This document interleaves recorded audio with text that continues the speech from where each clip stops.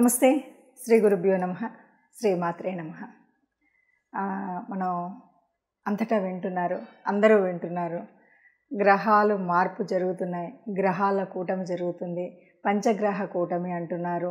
ఈ గ్రహాల మూలంగా రకరకాలైనటువంటి భయాలు సృష్టించబడుతున్నాయి.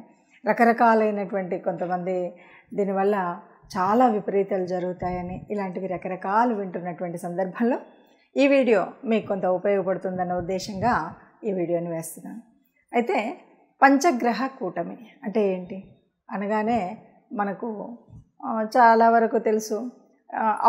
ఎప్పుడు కూడా గ్రహాలు అనేటువంటివి కదులుతూ ఉంటాయి. ఏ గ్రహమైనా సరే ఒక్కొక్క గ్రహానికి వేగం ఎక్కువ, ఒక గ్రహానికి తక్కువ. ఈ గ్రహాలు వేగం ఎక్కువ ఉన్నా తక్కువ ఉన్నా నిరంతరం చెల్లిస్తూ ఉన్నటువంటి ఈ గ్రహాలు అనుకోకుండా కొన్నిసార్లు ఒక్కొక్క గ్రహంతో యుతి చెందడం, కలిసి ఉండడం, దగ్గరికి చేరడం, అన్నీ ఒక చోటుకి రావడం ఇలాంటివి జరుగుతూ ఉంటాయి. అలాగే మనకు 3 గ్రహాలు, 4 గ్రహాలు, 5 గ్రహాలు, 6 గ్రహాలు అంటే పంచగ్రహం, షష్ఠ గ్రహాలు ఇలా అంటుంటాం కదా. ఇలా జరుగుతూ ఉంటాయి. సరే, ఇప్పుడు జరిగినటువంటి పంచగ్రహ కూటమి ఏదైతే ఇప్పుడు రాబోతున్నటువంటి పంచగ్రహ కూటమి ఏంటంటే ఇంతకుముందు మరి జరగలేదా అంటే జరుగుతాయి, ఎప్పుడు జరుగుతూ ఉంటాయి. 12 సంవత్సరాల క్రితము వచ్చినటువంటి పంచగ్రహ కూటమి ఏదైతే ఉందో దానివల్ల కొన్ని విపత్తులు అయితే వచ్చాయి అన్నది మన వాళ్ళు చెప్పేటువంటి మాట. అది పంచగ్రహ కూటమి వల్లనేనా, లేదా పంచగ్రహ కూటమి వస్తుందా, లేదా ఇంకా వివిధ కారణాల, ఏదేమన్నా సరే ఇంతకుముందు పంచగ్రహ కూటమి ఉన్నప్పుడు వచ్చినటువంటి విపత్తు అయితే దేశం చూసింది. ఇక ఈ పంచగ్రహ కూటమిలో మరి ఇప్పుడు ఎక్కడ జరుగుతాయి, ఏం జరుగుతాయి అన్నటువంటి మాటకి వస్తే ఈ పంచగ్రహ కూటమి మనకి వృషభ రాశిలో జరుగుతుంది. వృషభ రాశిలో రవితో పాటు గురువు, శుక్రుడు, బుధుడు ఈ 4 గ్రహాలతో పాటు అతి త్వరగా కదిలేటువంటి 2.5 రోజులకి ఒక రాశి నుండి ఇంకొక రాశికి మార్పు చెందేటువంటి చంద్రుడు అక్కడికి వస్తున్నాడు. చంద్రుడు ఎప్పుడైతే వస్తాడో అప్పుడు 5 గ్రహాల కూటమి అవుతుంది. చంద్రుడు 5, 6 ఈ 2 రోజులని చెప్పాలి. ఈ 2 రోజులలో మనకి పంచగ్రహ కూటమి కనిపిస్తుంది. ఆకాశంలో కూడా అద్భుతంగా ఉదయం లేస్తే కనిపించేటువంటి ఒక పరిస్థితి. చాలా వరకు ఆస్ట్రానమర్స్ కానీ, ఆస్ట్రాలజీకి చెందినటువంటి వాళ్ళు కానీ వీళ్ళందరికీ ఇది ఒక పవిత్రమైనటువంటి స్థితి. అందరూ కూడా ఈ పంచగ్రహ కూటమి ఉన్నప్పుడు ఏం చేయాలి, ఏం చేయకూడదు అనేటువంటిది దీని గురించి తర్చనపర్చనలు, చర్చలు ఇవన్నీ మామూలుగా ఉండేటువంటి మాటే. ఏదేమన్నా సరే మరి 5 గ్రహాలు ఒక చోట ఉంటే ఎలా ఉంటాయి అంటే ఏ గ్రహానికైనా ఓ ప్రత్యేకమైనటువంటి గుణం ఉంటుంది. అంటే చంద్రుడు అంటే చక్కగా చల్లని చూపునిచ్చి చల్లని మనసునిచ్చేటువంటి వాడు. సూర్యుడు ఆత్మకారకుడు. ఇట్లా ఒక్కొక్క గ్రహానికి ఒక్కొక్క కారకత్వము ఉంటుంది, ఒక్కొక్క తత్వము ఉంటుంది. మరి ఇలా వివిధ తత్వాలు కలిసి ఒకచోట ఉండేసరికి ఏమవుతుందంటే ఈ తత్వాలు మంచిని ఇవ్వచ్చు, చెడుని ఇవ్వచ్చు, ఏమీ ఇవ్వకుండా ఉండొచ్చు. ఇది మరి ఇక్కడే 5 గ్రహాలు ఉన్నాయి. ఇంకా మనకు ఉండేటువంటి 9 గ్రహాల్లో మిగతావి 4 బయట ఉన్నాయి. మనకు తెలుసు. రాహు, కేతువు ఎక్కడున్నారో మనకు తెలుసు. రాహు మీనంలో ఉంటే కేతువు కన్యలో ఉన్నాడు. ఇక మిగిలింది శని కుంభంలో ఉన్నాడు. ఇది మనకు కనిపిస్తున్నటువంటి గ్రహాల యొక్క స్థితి. ఇది ఎప్పుడు వస్తుంది అంటే జూన్ 5, 6 తారీఖులలో కనిపిస్తుంది.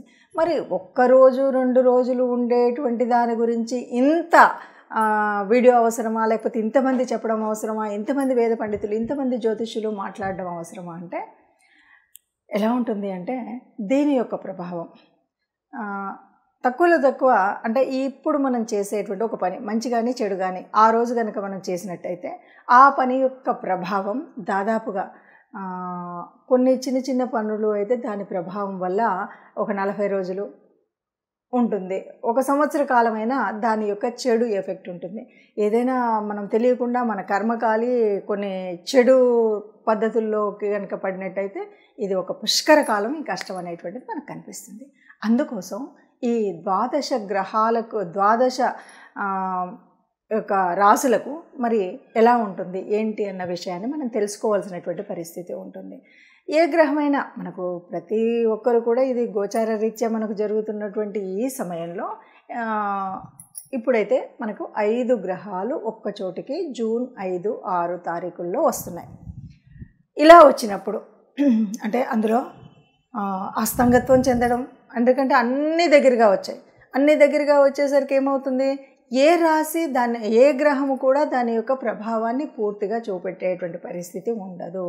మరి ఇలాంటప్పుడు ఎట్లా ఉంటుంది అన్నది ఒక్కొక్క రాశికి మనం విడివిడిగా చెప్పుకుందాం. తదుపరి రాశి మిథున రాశి. మిథున రాశి వారికి పంచగ్రహ కూటమి వల్ల ఎలా ఉంటుంది అంటే, ఈ రాశి వారికి మాత్రం కొద్దిగా జాగ్రత్తలు తీసుకోవాలని చెప్పాలి. ఎందుకంటే చాలా అత్యధికంగా డబ్బులు ఖర్చు పెట్టడం అనేటువంటిది ఉంటుంది. ఈ ఖర్చు పెట్టేది కనుక మీకు అనుకూలంగా ఉండి ముందే మీరు ఒక యోజన చేసి ఖర్చు పెట్టుకున్నారా బాగుపడతారు. అలా కాకుండా ఉంటే మాత్రం, ఎందుకంటే ఎట్టి పరిస్థితుల్లో డబ్బు ఖర్చు అయ్యేటువంటి పరిస్థితి అయితే కనిపిస్తుంది. కాబట్టి ఈ డబ్బు ఖర్చు అనవసరంగా వృధాగా ఖర్చు అయ్యేటువంటి పరిస్థితి రాకుండా ఉండేటువంటిది మీ చేతుల్లో ఉంటుంది. కాబట్టి డబ్బు ఖర్చు పెట్టేటప్పుడు చాలా జాగ్రత్తగా ఖర్చు పెట్టండి. ఎవరైనా రాజకీయ నాయకులు వాళ్ళు ఉంటే ఈ విషయంలో కూడా చాలా జాగ్రత్తగా ఉండాలి.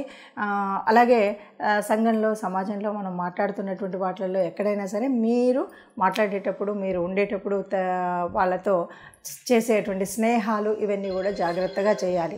ఎక్కడైనా సరే మీ యొక్క ఖర్చులు ఇవన్నీ కూడా చూసుకొని పెట్టినట్టయితే అనవసరపు ఖర్చులు ఉండవు. లేదంటే అతిగా మనం నష్టపోయేటువంటి పరిస్థితి ఉంటుంది. ఒక్కొక్కసారి కొన్ని ఆకర్షితమైనటువంటి పరిస్థితులు ఉంటాయి. అంటే కొన్ని ఇన్వెస్ట్మెంట్స్ చాలా తక్కువలో మీకు ఎక్కువ లాభం వస్తుందని, కొన్ని రకాలైనటువంటి కొన్ని ఇంటిలో కొనుగోలేటువంటివి కూడా ఉండొచ్చు. ఒక్కొక్కసారి ఏదో ఆఫర్లో ఉన్నాయి మనం అని, ఇవన్నీ కూడా నష్టపోయే పరిస్థితి ఉంటుంది. ఈ విషయం అంటే మనం ఏదో ఆఫర్లో అని తెచ్చాం, తీరా తెచ్చిన తర్వాత అది వాడుకోవడానికి పనికి వచ్చేటువంటి పరిస్థితిలో ఉండనటువంటి వస్తువు ఉండొచ్చు. అలాగే మనం ఎక్కడో ఇన్వెస్ట్ చేద్దాం అనుకుంటా, తీరా ఇన్వెస్ట్ చేశాక వాడెవడో చేతులు ఎత్తచ్చు. ఇలాంటివి చాలా రకాలైనటువంటి చెడు, అంటే ధనం మూలంగా చెడు జరిగేటువంటి పరిస్థితి చాలా ఉంది. కాబట్టి ధనాన్ని చాలా జాగ్రత్తగా ఖర్చు పెట్టండి, చూసి ఖర్చు పెట్టండి. అది అవసరమా కాదా అని యోజన చేసి ఖర్చు పెట్టండి. 5, 6 తేదీల్లో మాత్రం ఇలా ధనానికి సంబంధించినటువంటి ఏ రకమైన నిర్ణయాన్ని కూడా తీసుకోకుండా ఉంటే మంచిది. అంతేకాదు, ఇక భూములకు వీటికి సంబంధించినటువంటి ఏ విషయమైనా కూడా తగు జాగ్రత్తతో, ఎవరికి అప్పిచ్చినా అప్పు తీసుకున్నా కూడా జాగ్రత్తతో చేసినట్టయితేనే ముందుకు వెళ్ళగలుగుతారు. లేదంటే మాత్రం నష్టపడేటువంటి పరిస్థితి ఈ రాశి వారికి ఎక్కువగా ఉంది అని చెప్పచ్చు. ఇది మనం మామూలుగా మన యొక్క మనుషులకు సంబంధించినటువంటి విషయం. ఇంతే కాదు, ఇలా పంచగ్రహ కూటమి జరిగినప్పుడు దేశానికి, విశ్వానికి కూడా మంచి చెడు అనేటువంటి జరుగుతుంది. ప్రత్యేకించి మరి మన భారతదేశానికి అనగానే ఈ దేశం వరకు మనం చూసుకున్నట్టయితే అనుకోని మార్పులు, ముఖ్యంగా రాజకీయంగా, అంటే ప్రభుత్వానికి సంబంధించింది. పూర్వకాలం అయితే రాజులు వాళ్ళకి సంబంధించినటువంటిది, దేశాన్ని పరిపాలించే వాళ్ళ గురించి అనేటువంటిది ఉంటుంది. ఆ పరిపాలనా విధానంలో పెద్ద మార్పులు, పెను మార్పులు జరిగేటువంటి అవకాశం అయితే మనకు ఈ పంచగ్రహ కూటమి మూలంగా జరిగేటువంటి అవకాశం ఉంటుంది. అది మంచా చెడా అంటే మార్పు అయితే జరుగుతుంది. ఆ మార్పు వల్ల వ్యతిరేకత రావచ్చు, అనుకూలత రావచ్చు. ఏదైనా సరే దేశానికి మాత్రం ఒక పెను మార్పు జరిగేటువంటి అవకాశం అయితే ఉంటుంది అని చెప్పచ్చు. ఇది మనకు ఇంట్రోలో వచ్చింది. 5 నిమిషాలు వచ్చింది కదా మొత్తం. సో ఇప్పుడు ఎండింగ్. మరి గ్రహాల యొక్క కూటమి అనగానే అందరూ ఒక భయం అనేటువంటిది అవసరం లేదు అని తెలుస్తుంది కదా. పంచగ్రహ కూటమి వల్ల మనం పెద్దగా భయపడాల్సినటువంటి అవసరం ఏముండదు. కాకపోతే శారీరకంగా మనకు రెగ్యులర్గా గ్రహాల యొక్క మార్పు జరిగినప్పుడు ఎలా ఉంటుందో అలాంటి మార్పు అయితే జరుగుతుంది. ఒకటి ఏంటి అంటే, ఇప్పుడు ఈ సమయంలో ఈ పంచగ్రహ కూటానికి కొద్దిగా ఎక్కువగా చెప్పుకోవడం వల్ల ఏంటంటే, ఇది ఈ సంవత్సరము కొద్దిగా మనకెప్పుడు ఈ సంవత్సర కాలమే ప్రారంభమైనప్పటి నుండి కూడా ఇది కొంచెం కోపాలకి, తగాదాలకి, గొడవలకు ఎక్కువగా అవకాశం ఉండే సంవత్సరం అని చెప్పుకున్నాం. క్రోధినామ సంవత్సరము అని పేరు ఉండడం వల్ల. రెండవది, ఈ సంవత్సర ప్రారంభం మంగళవారం రోజు జరిగింది. మంగళవారానికి అధిపతి కుజుడు, మంగళుడు. కుజుడు కూడా ఏమంటే చాలు కోపంతో గబగబా ముందుకు లేస్తూ ఉంటాడు. కోపంతో ఎవడి మీదకైనా పైకి వెళ్ళడానికి ఉంటుంది. ఈ ప్రభావం ఏదైతే ఉందో, ఈ ప్రభావం మన మీద పడకుండా ఉండడం కోసం కాస్త శాంతియుతంగా ఉండాలి, నెమ్మదిగా ఉండాలి. ఎందుకంటే సహజ సిద్ధంగానే కోపతాపాలు ఎక్కువగా ఉండేటువంటి ఈ సంవత్సరంలో ఇలాంటివి రాకుండా మనం మన మనసుని కనుక కంట్రోల్ చేసుకోగలిగితే గ్రహాల స్థితి ఎట్లా ఉన్నా ఏమీ కాదు. ఇంతేకాదు, ముఖ్యంగా మనం కొన్ని పరిహారాలు ఏమంటే, అమ్మవారిని ఆరాధించడం, చక్కగా లలిత అమ్మవారిని స్తోత్రం చేయడం, 5, 6 తేదీల్లో ఏవైనా ముఖ్యమైనటువంటి పనులుంటే ఆ పనులను ప్రారంభించకుండా ఉండడం. ముఖ్యము అంటే మనం వివాహాది కార్యక్రమాలు అయితే చేయలేము, ఎలాగో మనకి ఇప్పుడున్నటువంటి దీని మూలంగా, ఎందుకంటే మౌఢ్యం ఉంది కాబట్టి. ఇక మనం చేసేటువంటివి గృహారంభాలు ఇవి కూడా చేయం. కానీ కొన్నిసార్లు ఎలా అంటే ఇంకా జీవితానికి పునాది వేసేటువంటి కొన్ని కార్యక్రమాలు మొదలు పెడుతూ ఉంటుంటారు. అలాంటి కార్యక్రమాలు ఇవి కూడా చేయకపోవడం, పెద్ద డెసిషన్కి మార్పు వచ్చేటువంటి విషయాల్లో ఈ డెసిషన్స్ తీసుకోవడం, ఇలాంటివి మనం చెయ్యకుండా ఉంటే మంచిది.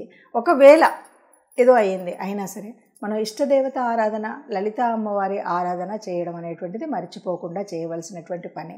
ఈ రెంటికి తోడు వీలైనప్పుడల్లా ఈ సంవత్సర కాలం అంతా కూడా నవగ్రహ మండపానికి వెళ్ళాలి. తప్పనిసరిగా నవగ్రహ మండపానికి వీలైనప్పుడల్లా వెళ్ళడం, నవగ్రహ ప్రదక్షిణ చేయడం, లేదు మనకు వీలైతే ఇంట్లోనే కూర్చొని నవగ్రహాలకు సంబంధించిన స్తోత్రాలని చదువుకోవడం. ఇవన్నీ కూడా కాలేదండి మాతో అన్నప్పుడు ఒక పని చేయొచ్చు. మీకు వీలైనప్పుడు గోశాలలు ఎక్కడైనా ఉంటే గోశాలకు వెళ్ళి గోశాలలో మనం గోమాతకు కావలసినటువంటి గ్రాసాన్ని సమర్పించడం, వాళ్ళకి కావాల్సినటువంటి అంటే గోవులకు కావాల్సిన ఆహారాన్ని ఇవ్వడం కోసం మీరు డబ్బు కడతారా, వెళ్ళి మీరు స్వయంగా ఆ గ్రాసాన్ని తినిపిస్తారా, మీ ఇష్టం. మొత్తాన్ని గోగ్రాసాన్ని అందచేయడం అనేటువంటి విషయాన్ని మర్చిపోకుండా అందచేస్తే కనుక ఈ గ్రహాల మార్పు వల్ల వచ్చినటువంటి ఏ రకమైనటువంటి కష్టం నష్టం అంతగా ఎఫెక్ట్ లేకుండా హాయిగా ఉండగలుగుతాము అని చెప్పొచ్చు. అందరం సుఖంగా ఉండాలన్నదే. మార్పులు అనేటువంటిది గ్రహాలు నిరంతరం మారుతూనే ఉంటాయి. కానీ పుట్టినటువంటి మనం సుఖంగా సంతోషంగా ఉండాలి అన్నది అందరికీ ఆలోచన. అందరం సుఖంగా ఉండాలి, అందులో మనం ఉండాలి. నమస్తే. సర్వే జనా సుఖినో భవంతు.